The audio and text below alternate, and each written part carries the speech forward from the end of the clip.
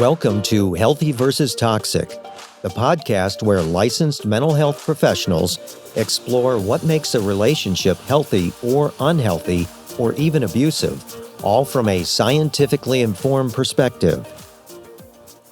Hello, this is Dr. Grande. Today's question asks if a potential romantic partner has a higher probability of being rejected if that person has a mental disorder. So the question's really asking, do people discriminate against people with mental disorders in terms of romantic relationships? So when we look at kind of the research on this topic, we don't find a lot of articles. We see a lot on this area of like desired traits. So mate selection really kind of focuses on desirable traits and doesn't really focus too much, in terms of the research anyway, on undesirable traits, right? So people are attracted to desirable, and that's what the research studies, and people avoid undesirable, but we don't see that covered. Now, in the limited research we do have available, we see that these undesirable traits are sometimes referred to as deal breakers.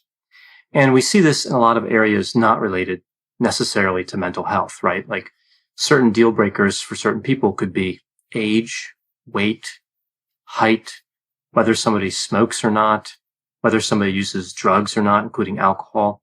If somebody has a criminal record, that's a fairly popular deal breaker, especially with certain types of offenses. We also see that employment status can be a deal breaker.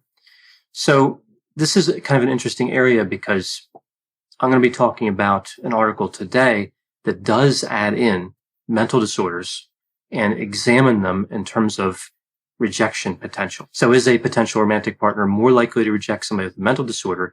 But this study also included some of the general deal breakers that we see. Now, we know that relationship problems have been associated with mental disorders. So it wouldn't be surprising here to see a finding that people are more likely to reject somebody with a mental disorder. And a lot of this is based on the construct of social distancing. Part of the stigma behind mental disorders is that individuals in general, when they meet somebody with a mental disorder, tend to create social distance. Not everybody, and not necessarily to a severe degree, but we do see this as the trend or the tendency. So it makes sense, if we have this concept of social distancing, that this would also apply to romantic relationships. Now, we also see stereotypes about people who are mentally ill. And the stereotypes tend to focus, in terms of romantic interest anyway, on traits like being incompetent, dangerous, or unpredictable, which of course is interesting because none of those traits are actually supported by the research literature. So it's really about how people perceive mental disorders as opposed to what actually happens with mental disorders. So of course it's worth mentioning here as well that it's not just rejection at work here in terms of making romantic relationships difficult with mental disorders. Sometimes it is the nature of the mental disorder itself, like with personality or other characteristics, like if somebody has low self-esteem or high neuroticism, including anxiety. We know these predict poor mating performance. So it could be that an individual with a mental disorder, depending on what mental disorder, may be more likely to avoid other people, so less likely to engage with people in romantic situations. And that could kind of explain why they're not as successful with romantic relationships. But here, again, in this study, this is really focused on rejections. This is focused on somebody without a mental disorder, looking at somebody with a mental disorder and rejecting them for that reason. So setting the mental disorder as a deal breaker. So we see several different levels kind of studied here in this paper: friendships, short-term sexual relationships, and long-term serious relationships. And this particular study had 3 experiments, and not all included all 3 levels, but generally this is what we see. And we also see that sex is looked at. So do females react differently when they encounter somebody with a mental disorder as opposed to males? Now, what's interesting here is the participants in the study were asked to list the disorders, the mental disorders, that were deal breakers for them. And with this part of the study, they only looked at short-term sexual relationships and long-term serious relationships. And the top 5 mental disorders that qualified as deal breakers were the same between short-term and long-term relationships. Now, 6 through 10, because they looked at top 10, they were different, so I'll cover those separately. But the ones that were shared, the top 5, from strongest effect as a deal breaker to weakest, we see schizophrenia, that was number 1, then bipolar disorder, then major depressive disorder, substance use disorder, and number 5 was psychopathy. So, of course, psychopathy isn't actually a mental disorder, but it has an association with antisocial personality disorder, and it has somewhat of an association to narcissistic personality disorder. So if somebody was thinking of specific mental disorders when they said psychopathy, maybe they were thinking of those disorders. Now, when we move from the top 5 to 6 through 10, as I mentioned, is different from short-term to long-term. For short-term relationships, we see number 6 is multiple personalities. So what I think they're talking about there would be dissociative identity disorder or symptoms of that disorder. Then we see anxiety, autism, anger, and someone who's violent. So again, with anger and violence, those aren't connected specifically to any one mental disorder. Now, with long-term relationships, number 6 was anger. Then we moved to narcissism, that multiple personality one, obsessive compulsive characteristics. And then there's a 3-way tie for number 10, autism, anxiety, and psychoticism. So it's interesting here because narcissism was number 7 on the long-term list, as I mentioned, and not on the short-term list at all, unless you count some of the characteristics of psychopathy. I talked about that before. Now, the reason I point that out is because when people are already in a romantic relationship and one person turns out to be narcissistic, we know that leads to a lot of problems. So it's interesting that that didn't really qualify as a powerful deal breaker, even though it actually does tend to have an effect. So this kind of speaks to how initial perception might not be accurate, might not be really helpful in terms of mate selection. But either way, moving on with the study, we see that in general, women had more deal breakers than men, and they had more deal breakers for long-term relationships than they did short-term relationships. We also see that when they factored in general deal breakers in the study, they added in poor hygiene and sexually transmitted disease. These were added to the mental disorders that were already being studied.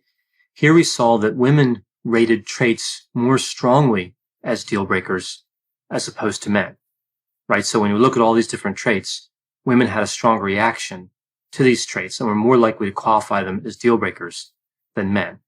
We also see that men rated deal breakers less strongly for short-term relationships as opposed to long-term.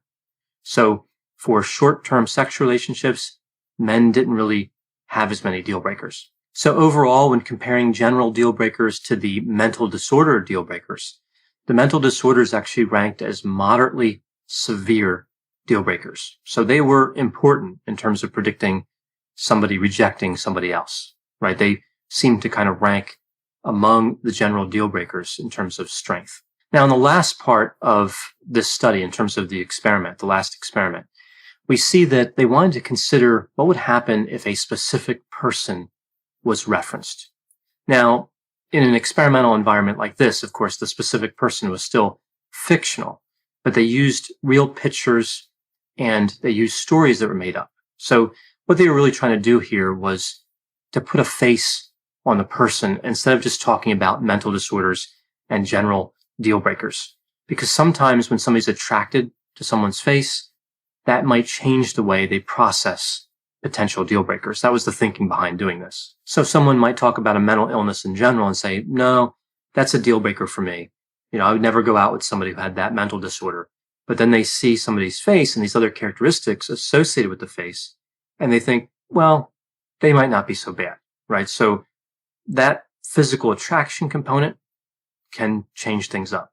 Now, one problem with this type of experimental design, though, is they really have to restrict how many categories they use because you only have so many participants. And if you kind of cut the experiment into a lot of categories, so if you have a lot of mental disorders in general, deal breakers kind of available, you lose the ability to potentially detect a difference that's actually there when you have too many categories in terms of the statistical analysis.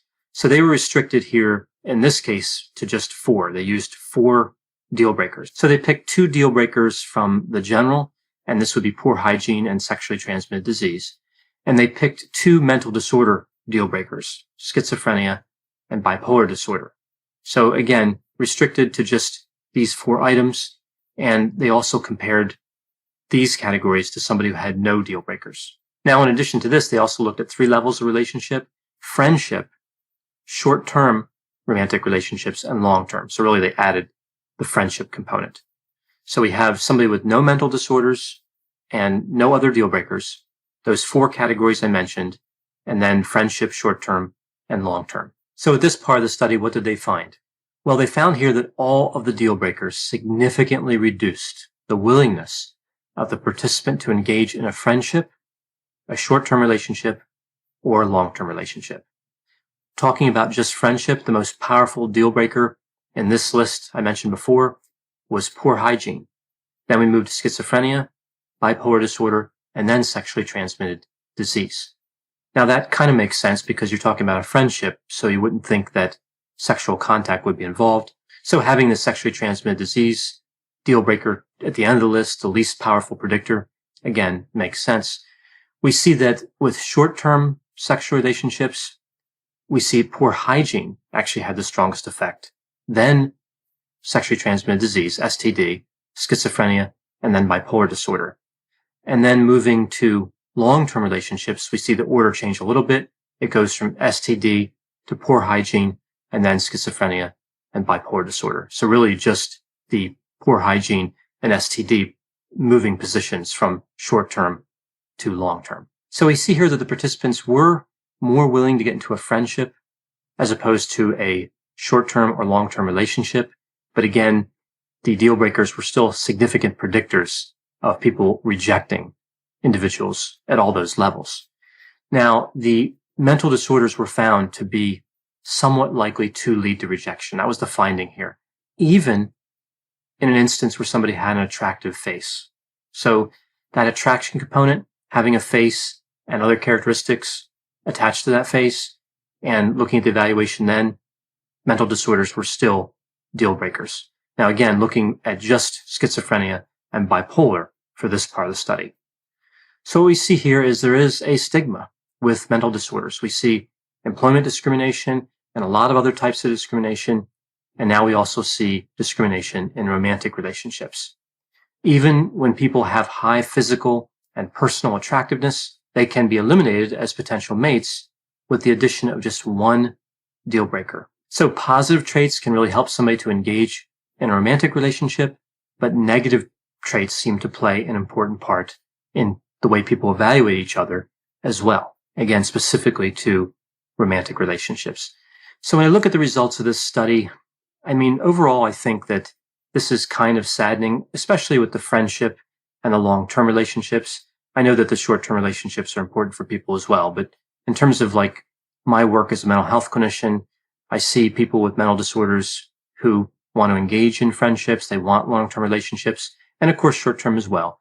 But they look at these different types of relationships, and we see here that decisions are being made about individuals with mental disorders because of that mental disorder, right? Significant decisions about important relationships are made usually quickly and based on a perception or an interpretation of what a mental disorder does or how it affects somebody.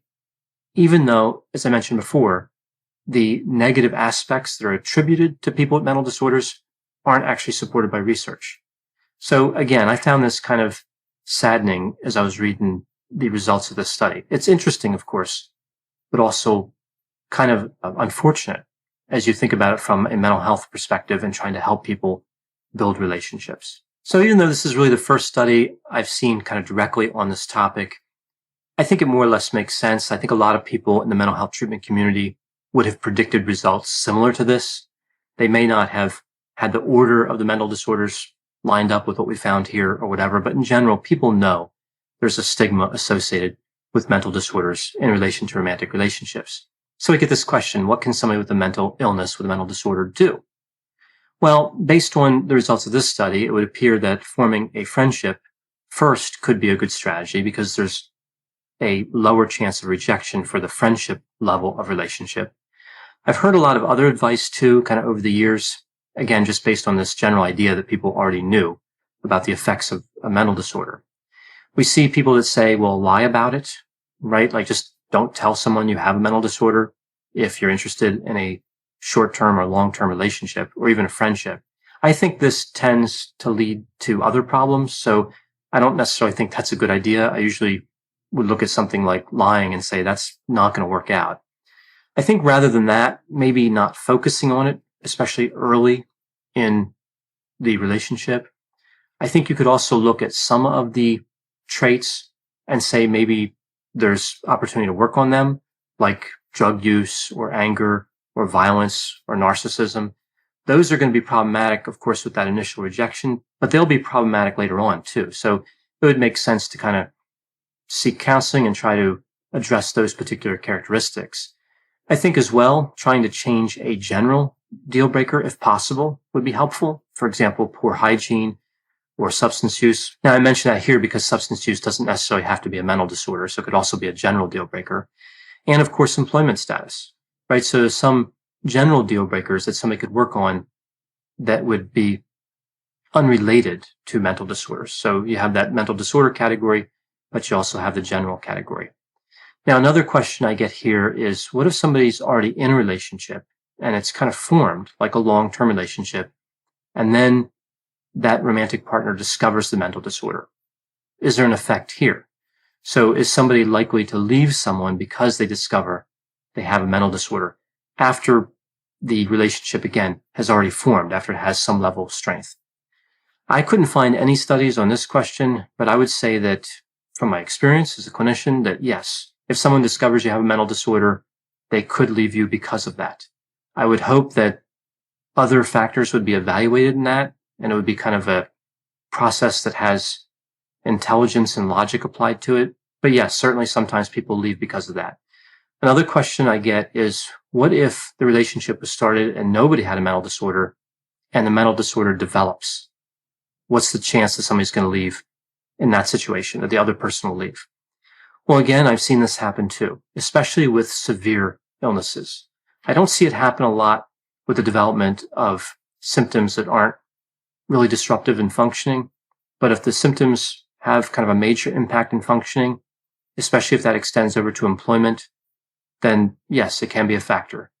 It's unfortunate, but it is kind of one of the realities that people with mental disorders deal with, and that the mental health treatment community has to deal with honestly as we talk to clients who are involved in romantic relationships. So as I mentioned before, this isn't necessarily good news, but I think the mental health treatment community was kind of aware of this, and we work with people to help them deal with these situations. The presence of a mental disorder doesn't necessarily have to lead to rejection, and there are certain counseling techniques and strategies that can help people in relationships. So I would say if somebody's in a relationship with somebody with a mental disorder, consider attending therapy with them if that's something they're open to, like seek counseling together.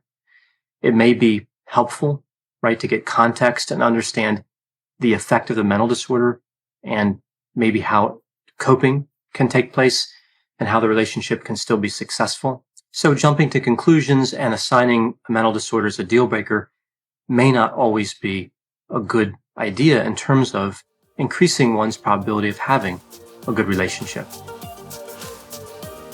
Thanks for listening. This has been a production of Ars Longa Media. The executive producer is Dr. Patrick Beeman. For more content, please visit our website at arslonga.media. To leave feedback or suggestions, send an email to info@arslonga.media. To find more content from Dr. Grande, including a link to his YouTube channel and his other Ars Longa podcasts, visit our website at arslonga.media. This podcast is intended for informational purposes only and should not be construed as medical or mental health advice. Ars Longa, Vita Brevis.